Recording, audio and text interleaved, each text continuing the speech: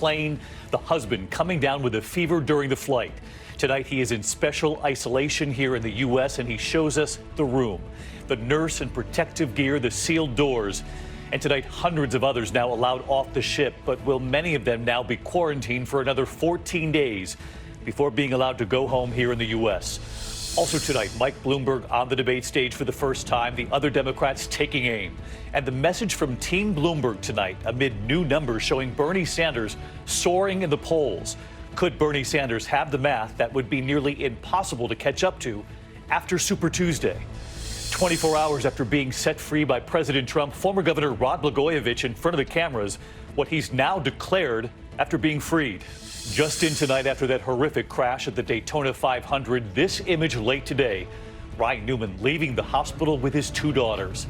The frightening and deadly plunge, the car right off the ferry with two women inside. What we've learned tonight, this happened right off South Florida, the car sinking 50 feet.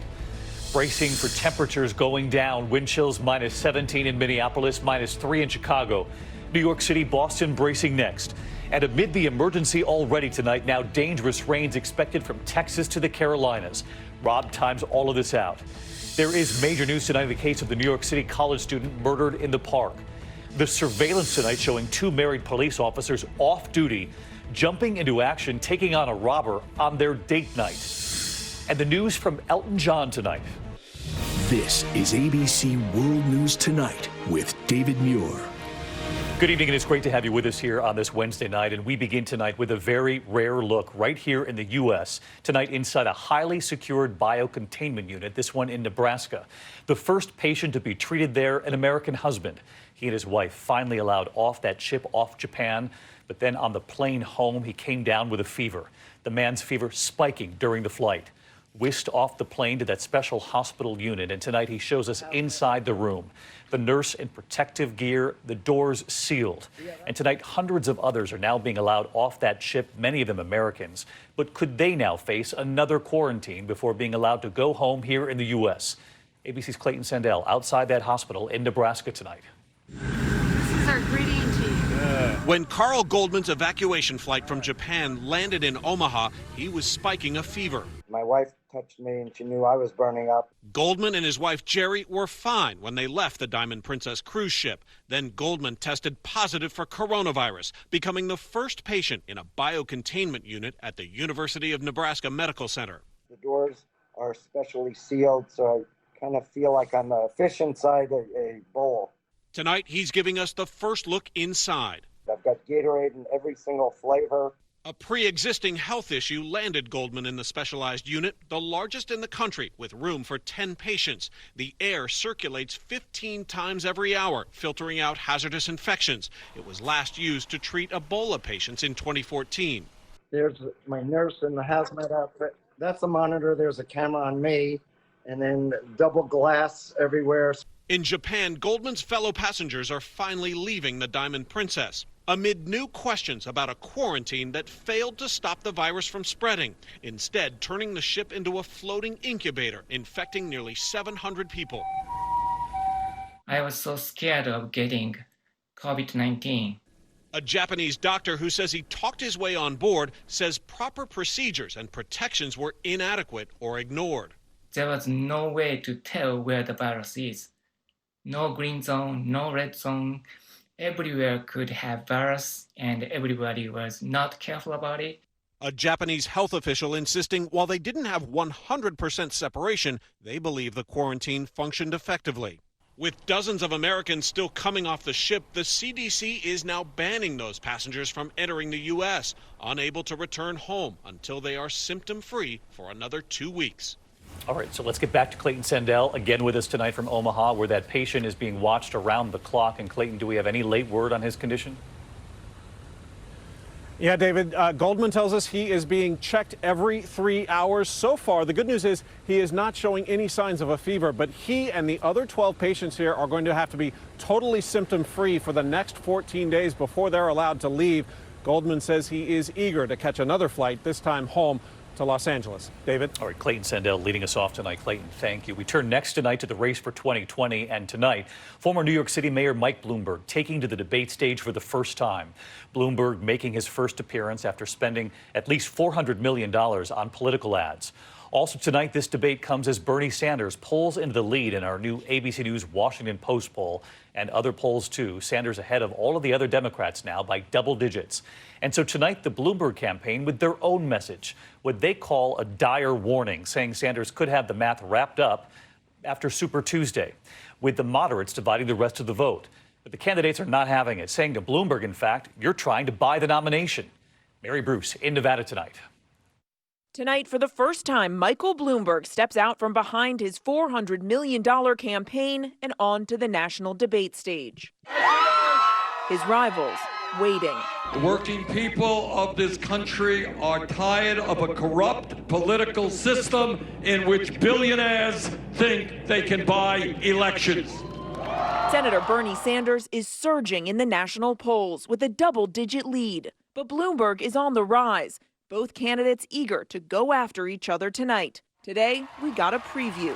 It started when Sanders, who recently suffered a heart attack, was asked if he'll release more medical records.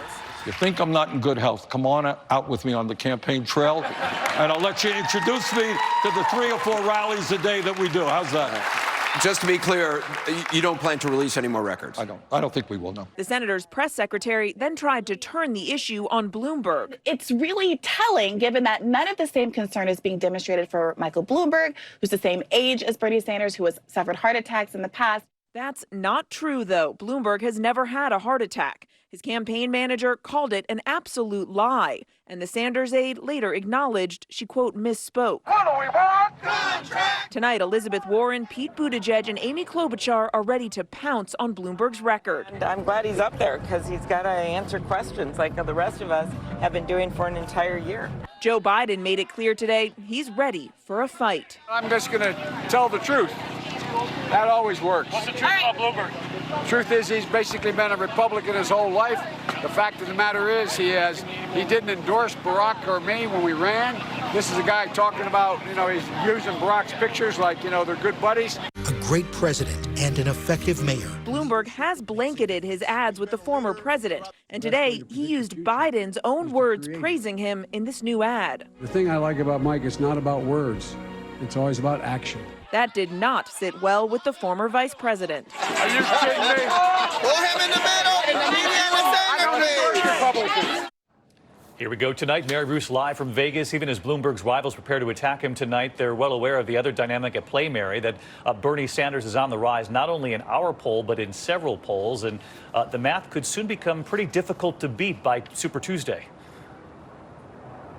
Well, David, Bloomberg's campaign is warning that if all of the moderate candidates stay in the race and the vote splits between them, they say Bernie Sanders could soon be unstoppable. Bloomberg's top strategist today sounding the alarm, saying, quote, I don't think many people understand the dire circumstances here. David? Mary Bruce in Nevada tonight. Mary, thank you. And less than 24 hours after being freed by President Trump, former Illinois Governor Rod Blagojevich in front of the cameras, declaring he is a Trumpocrat, publicly thanking the president. He was among 11 convicts pardoned or their sentences commuted by the president. Here's our chief White House correspondent, Jonathan Karl. Out of prison thanks to President Trump, disgraced former Illinois Governor Rod Blagojevich emerged from his home in Chicago this morning, celebrating his newfound freedom with no remorse for his crimes. I'm returning home today from a long exile, a freed political prisoner. He had served 8 years of a 14-year sentence for trying to sell Barack Obama's Senate seat. His scheme caught on a federal wiretap. I mean, I've got this thing, and it's golden. And I'm just not giving it up. Nothing. His wife had made a direct appeal to President Trump in repeated appearances on Fox News. The president's about justice and fairness. The president was listening. We want to again express our deepest gratitude to President Trump. I'm a Trumpocrat. If I have the ability to vote, I'm going to vote for him. Blagojevich was one of several people granted clemency by President Trump yesterday at the urging of friends and supporters. Among those pardoned, construction company owner Paul Pogue, who pleaded guilty to filing a false tax return. he and his family had donated more than $200,000 to the president's re-election campaign and the Republican Party. All right, as news continues to come in on this, John Karl live at the White House tonight. And John, the president was asked in the last 24 hours, in fact, if another pardon would be coming. Will he pardon Roger Stone, who will be sentenced tomorrow? Well, David, Roger Stone was seen leaving Florida today, coming here to Washington for his sentencing tomorrow morning. The president has been asked repeatedly about a pardon. He hasn't offered a direct answer, but the way he has talked about Stone, said he has been mistreated, the way he has attacked the prosecutors, the way he has even attacked the judge in this case, it sure sounds like the president is gearing up for a pardon. David? John Karl with us again tonight. Thank you, John. We're also following a breaking headline overseas tonight from Germany. Several people are reportedly seriously hurt after a shooting in the German city of Hanau. That's about a half hour east of Frankfurt. Pictures just coming in from the crime scene in the city's downtown area. Heavy police presence. There's no word yet on a motive or suspects or the toll tonight. Back here at home in the welcome image late today of NASCAR driver Ryan Newman after that horrific crash at the Daytona 500. Newman was seen walking out of the hospital holding the hands of his two daughters just 48 hours after that crash. ABC's Victor Akendo from Florida tonight. To the inside. Tonight, less than 48 hours after this horrific crash at the Daytona 500 sent Ryan Newman sailing through the air and skidding across the finish line. Ryan Newman comes across the line. Newman's wife posting this video of him walking out of the hospital, his two little girls, Brooklyn and Ashlyn, in tow.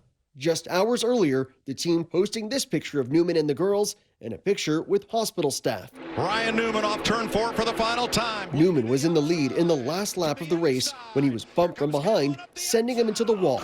Another car slamming into the driver's side of his car, flinging him airborne. Fans holding their collective breath as track teams raced to get Newman out and put out the flames. It looked terrible, and it was terrible. Newman lucky to walk away at all, a reminder that despite the safety improvements over the years, racing is still a dangerous sport. NASCAR is investigating the crash. We still don't know exactly what Newman's injuries were, but he appears to be in good spirits. His team says he was joking around with friends and family as he was released. David? That was really great to see that image today. Victor, thank you. We're going to move on now to the horrifying ferry accident off South Florida, off Miami. A car plunging off a ferry. Two women inside. Their bodies have now been recovered from inside the car. Authorities now today asking, how did this happen? And here's ABC's Gio Benitez. Tonight, investigators in South Florida are trying to figure out how a car on a ferry plunged into the water, killing two women. 63-year-old Emma Afra of Miami Beach and 75-year-old Vivian Brahms of New York, seen here in photos provided to ABC affiliate WPLG, were inside that car. Teams of divers searching the waters Tuesday night, finding the two women still inside the sunken 2019 Mercedes-Benz. Both were unresponsive. We got to look at the entire operation and make changes to make sure that it's absolutely safe. Today, ferry workers placed tire chocks in front of cars and urged customers to use their parking brakes. The ferry is extremely popular, used to go across a shipping channel between Miami Beach and nearby Fisher Island. And David, tonight the Coast Guard tells ABC News the Fisher Island ferry was last inspected just about 3 weeks ago, but would not give details because of that ongoing investigation. David. All right, Gio, thank you. That massive storm system in the east we're tracking, rain stalling across the south again tonight. And a bitter blast in the north, wind chills of -3 in Chicago, -17 in Minneapolis. Snow in Maine causing this accident involving multiple tractor trailers in I-95 near Plymouth. Relentless rain in Tennessee washing out this road in Hardin County. Tonight, that new threat of flash floods as the Midwest and Northeast brace for those wind chills. So let's get right to meteorologist Rob Marciano tracking it all. Hey, Rob. Hi, David. The cold front that has finally cleared the Northeast has stalled across the south. Let's break it down for you. We've got a little snow across the plains, and that's going to kind of kickstart the flooding rain as a wave develops along that front of Jackson, Mississippi, Birmingham, Atlanta. You're going to get rain you don't need, maybe 1 to 2 inches over those swollen rivers, and maybe some snow. Looks like Raleigh to Virginia Beach could see 1 to 3 inches, maybe 4 tomorrow night. That's a disruptive evening commute. It's running into that cold air that's going to bring wind chills tomorrow morning in Chicago, down below zero in Des Moines, and on Friday morning at or below zero from Boston to Birmingham, starting off the weekend brutally cold. David? All right, Rob, thank you. Next here, the new headline in New York City tonight. A third suspect is now in custody tonight in the fatal stabbing of that Barnard College freshman here in New York City. The second 14-year-old to be charged as an adult in the case. That student was killed in a city park just before Christmas during an alleged robbery. Here's ABC's Ariel Reshef tonight. Tonight, the teen